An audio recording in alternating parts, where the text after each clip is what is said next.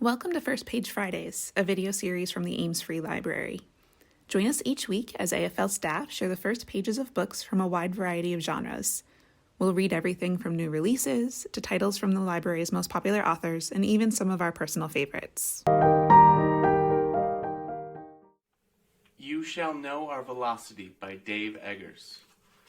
Everything within takes place after Jack died and before my mom and I drowned in a burning ferry in the cool tannin-tinted Guave River in east central Colombia, with 42 locals we hadn't yet met. It was a clear day, an eye-blue day, that day, as was the first day of the story, a few years ago in January on Chicago's north side, in the opulent shadow of Wrigley and with the wind coming low and searching off the jagged half-frozen lake. I was inside, very warm, walking from door to door.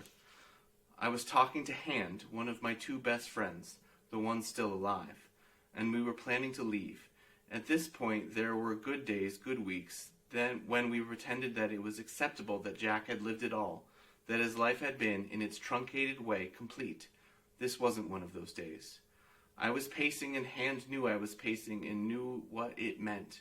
I paced like this when figuring or planning, and rolled my knuckles and snapped my fingers softly and without rhythm, and walked from the western edge of the apartment, where I would lock and unlock the front door, and then east, to the back deck's glass sliding door, which I opened quickly, thrust my head through, and shut again. Hand could hear the quiet roar of the door moving back and forth on its rail, but said nothing. The air was arctic, and it was Friday afternoon, and I was home, in the new blue flannel pajama pants I wore most days then, indoors or out. A stupid and nervous bird the color of feces fluttered at the feeder over the deck and ate the ugly mixed seeds I put in there for no reason and lately regretted. These birds would die in days, and I didn't want to watch their flight or demise.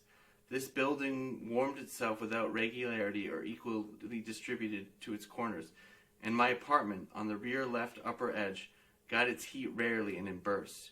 Jack was 26 and died 5 months before now. Hand and I would leave for a while. I had my ass beaten 2 weeks ago by 3 shadows in a storage unit in Oconomowoc.